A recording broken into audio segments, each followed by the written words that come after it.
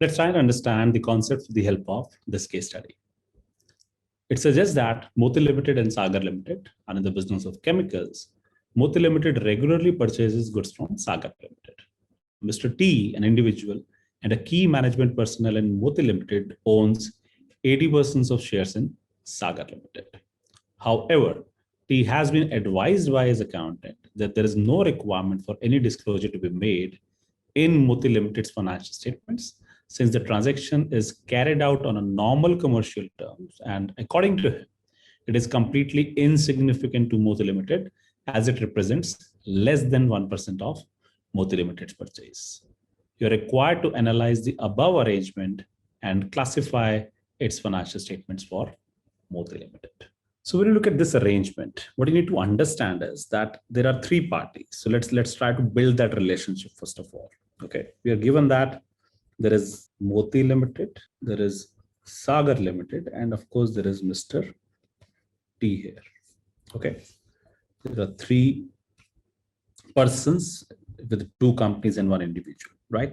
Now, if Mr. T is a KMP with, let's say, or KMP in Moti Limited, automatically this becomes a related party. So we understand, of course, the requirements of Ind AS 24, and we are simply applying that. That's one aspect of it. Also, Mr. T is owning 80% stake in Sagar Limited, which of course makes it controlling Sagar Limited. Okay, so even Sagar Limited is controlled by Mr. T. So from that perspective, if Mr. T is a KMP in Moti Limited, then automatically both Moti Limited and Sagar Limited are also related parties. Okay, so Mr. T is not just a related party in Moti Limited and Sagar Limited, but by virtue of his presence as a KMP in Moti Limited and controlling Sagar Limited, both Moti Limited and Sagar Limited are also related parties. Okay, so when you understand that relationship, first of all, you start applying Ind AS 24 for any transactions that take place between Moti Limited and Sagar Limited, and also between Mr. T and Moti Limited. Now, what is the requirement there? Okay, that requirement suggests that any transactions need to be disclosed. Any transactions between related parties need to be disclosed, even if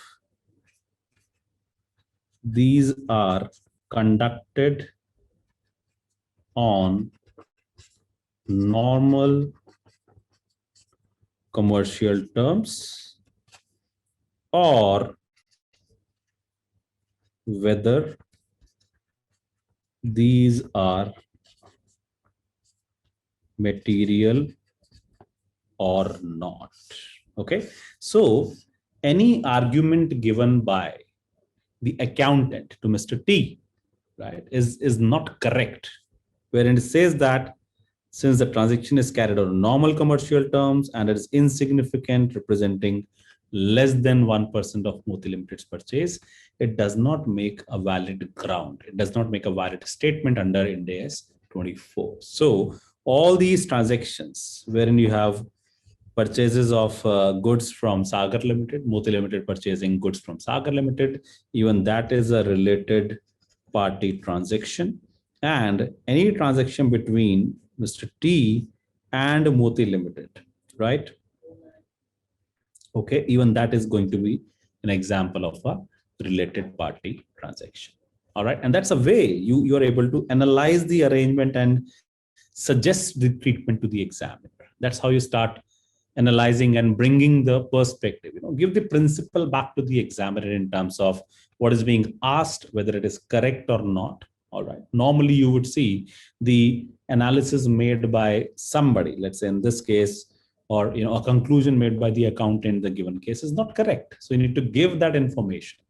Okay, that doesn't mean that you cannot be given a right treatment also. You have to be remembering those aspects of different Ind AS and of course apply those in a given scenario. So let's have a look at the formal solution as well. It says that Ind AS 24, which is related party disclosures, identifies related parties as KMPs and the companies controlled by the KMPs, right? So between T and Moti Limited, this relationship as a KMP makes them both related, and between T and Sagar Limited. Now, Sagar Limited being controlled by T also makes them a related party, but again, between Sagar and Moti Limited, Sagar Limited and Moti Limited, again, they become related party as well. So that's what it is being mentioned. Sagar Limited is a related party of Moti Limited, and any sale transaction between Moti and Sagar Limited would need to be disclosed. Similarly, since T owns 80%, it means that Sagar Limited is also a part, related party of Moti Limited. And accordingly, the disclosures need to be given. Does not matter if the transactions are also carried out on an arm's length basis, right? Or even these are immaterial. All right, let's have a look at this scenario now. It says that Bruno Limited is in the business of providing construction services. The property of Bruno Limited is held under the cost model. However, the property which is owner occupied is revalued annually to fair value. Changes in fair value are sometimes reported in profit or loss, but usually in other comprehensive income. Also, the amount of depreciation charged on plant and equipment as a percentage of its carrying value is much higher than for owner occupied property. Also, another property owned by Bruno but rent out to others is depreciated annually and not a fair value. Mr. Alex advises that there is no consistent treatment of PPE items in its accounts. Based on the above facts, you're required to analyze the arrangement and classify the financial treatments in the books of Bruno Limited. Now, we are provided with a lot of information here. Okay, so what you need to remember here is that there are two standards which are attracted. One is Ind AS 16 and another is Ind AS 40. So that we have property, plant and equipment and investment property. Okay, so that's something that you want to, of course, remember here, right? Now, just think about it again. When we discuss these two topics, Ind AS 16 versus Ind AS 40, right? With the scenario given or provided to us, we are trying to understand this. It says that you're in a construction service, the property is held under cost model. However, there's a property which is owner occupied, which is revalued. Okay, and those changes in the fair value are sometimes taken through profit or loss, but usually through other comprehensive income. If I just look at these two statements, essentially, I would like to bring this perspective that any owner-occupied property would be falling within the scope of Ind AS 16. And of course, Ind AS 16 permits the cost and revaluation model both. However, a property which is, let's say, falling within the scope of Ind AS 40, the only model that is permissible is the cost model, right? So these are two different sets of properties from the classification perspective itself. And it is not obligatory on the company to follow the same method for both kinds of properties. And that is something which is the treatment done by the company, right? For the owner occupied property, they're doing revaluation accounting and they are rightly permissible to do so. And that's how they're doing the accounting as well. Now, how does the accounting work under revaluation model, right? Now, we are all discussing these aspects from the information that is provided to us in the question itself, right? So when I say I'm looking at revaluation, usually any gains are reported through the revaluation reserve or a revaluation surplus, right? If, however, there is a loss reported first and then let's say a gain subsequently, then my profit or loss is also affected. And that is something which is, by the way, provided. It says that you are revaluing them under fair value, and you're allowed to do that, of course. It can happen. Sometimes these changes are reported through profit or loss, or let's say through other comprehensive income, right? But as far as your property, which is covered within the investment property perspective, you shall be only allowed to use the cost model. Okay, so that is where you start looking at. As far as the first set of information is concerned, it is not comparable. So you do not say that it's an inconsistent presentation or an inconsistent treatment of those properties. Okay, so that is something that you want to highlight in such kind of a scenario, if in case it is tested in the examination. Okay, now the second set of information suggests that the amount of depreciation charge on plant and equipment as a percentage of the carrying value is much higher than for owner-occupied property. Of course, it states that another property owned by Bruno but rented out to others is depreciated annually and not fair value. So this is something which is already covered in the discussion of Ind AS 40 here. But if you look at the depreciation part of it, we simply say that when you refer to depreciation, depreciation is nothing else but a charge to the statement of profit or loss, right? Whatever is the value of the asset, you charge, to the statement of profit or loss over the expected useful life of the asset. That is something that you're supposed to do. This is something that we have learned when we were discussing Ind AS 16 property, plant and equipment. It can always happen based on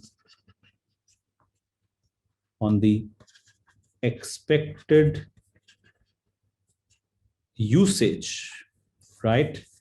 The depreciation on one category of assets can be different from the other category of assets,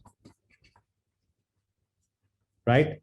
This is something that you want to remember here, okay? And accordingly, it can rightly so happen. So if I really go back on the question's information, that amount of depreciation charge on plant and equipment as a percentage of its carrying value is much higher than for the owner-occupied property. It's absolutely fine, okay?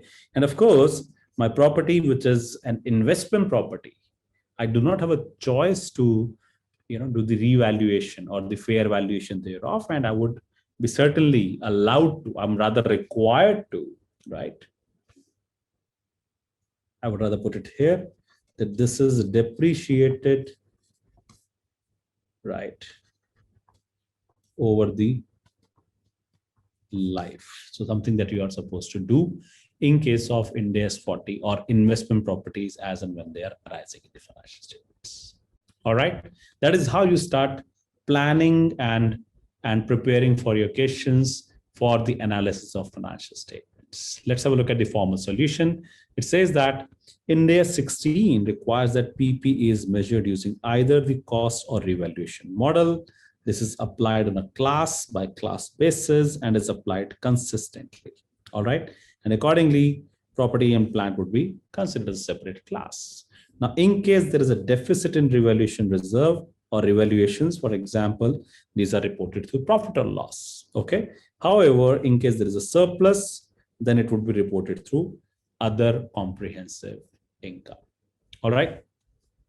Under Ind AS 16, all assets having a finite useful life shall be depreciated over that period. Okay. Now, from the properties perspective, land you normally don't depreciate because it is expected to have an indefinite life. So only the building element is, of course, let's say, depreciable. Okay. And of course, it is expected that buildings useful life is more than for other categories of assets. And that's the reason why you would see a difference in the let's say, depreciation charges. And that's where you start understanding that why probably depreciation charge for plant could be different from that of a building in general. And accordingly, any properties which are held for investment properties, something which is rented out or something which is rented out to somebody else could be an example of an investment property. And under investment property, you can only use the cost model. And that's the reason why the treatment are different for the two sets of properties. Okay, that's how you start picking that information and analyze those facts and circumstances and apply the relevant provisions of that particular standard as the case may be. All right. Let's have a look at another scenario. It says that Awesome Limited is an electronics-based technology company. During the year 2019-20, it has incurred expenses towards designing a new product. In the first 6 months, that is from April 19 to September 19, okay, the company was researching into the feasibility of the product. For the year 1920, the financial controller, Mr. Peter, has charged these research expenses to profit or loss. Now, again, you start looking at the relevance of, while you're reading, you would recollect the provisions of Ind AS 38, which is intangible assets. Within that, we're talking about research and development. It says further, from October 19, Awesome Limited was confident the product would be commercially successful and further wants to finance its development.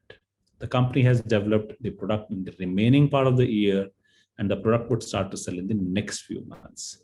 These development costs have been recognized as an intangible asset in the balance sheet. The question says you are required to analyze the arrangement and comment on the treatment adopted by the financial controller of Awesome Limited. Now, in this case, what do you like to remember? What do you like to kind of recollect here is that for something to be considered, let's use the next sheet here. Let's talk about that. For something to be considered as a development phase, right, we meet those criteria under, let's say, Ind AS 38. We talk about, of course, the technical feasibility. We talk about the ability to use. We talk about availability of resources, right? We talk about the costs can be reliably measured, all right? We're talking about, of course, the future benefits. Look at all these aspects to be met, right?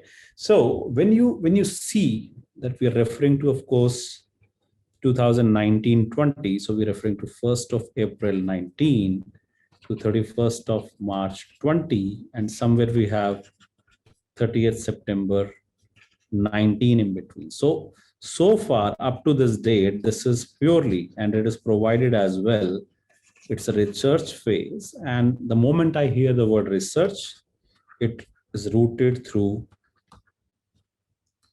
profit or loss. Okay.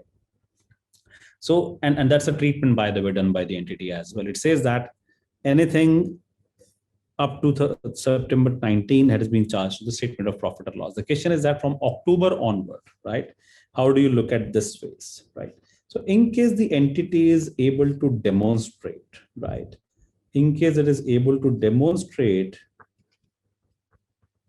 that there is a technical feasibility of that, the entity is having the ability to use, there are resources available, the cost can be reliably measured, the benefits are probable, and all those factors. And that is where this would meet the development phase criteria, right? It would meet the development phase criteria, and accordingly, the company would be permitted to call these as intangible assets. This would be able to, the entity would be able to capitalize these costs only if they can demonstrate that these all aspects of feasibility, ability to use, probable benefits, etc. They are available from the entity's perspective, and that is where the application of Ind AS 38, which is of course intangible assets, would be available to the entity. All right, and that is where we are looking at the formal solution as per Ind AS 38. Intangible assets, the treatment of expenditure on intangible assets depends on how it arose. Any internal expenditure during the research phase is not recognized. It's simply charged to the statement of profit or loss only once it is demonstrated, only where it is demonstrated that there is a technical feasibility, commercial viability, profitability, availability of resources, etc. The expenditure on the project can be recognized as an intangible asset. All right. So the difference of the treatment up to this date or from this date would depend in terms of whether there is whether this aspect is clearly demonstrable, right? If that is available, then accordingly the entity is allowed to, let's say, capitalize those expenditure arising after, let's say, 30th of September 2019. All right. Now that's where we just try to kind of summarize the requirement of this particular section, where we say that you need to ensure that the financial statements meet the compliance requirements. They are transparent.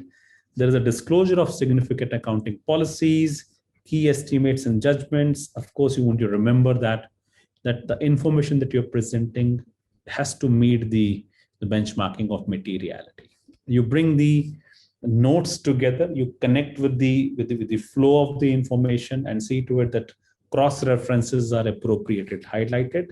The information and disclosures given should be simple and specific, and that's where you look at an integrated approach, bringing all those dots together, and finally you look at the completeness part of the information as well.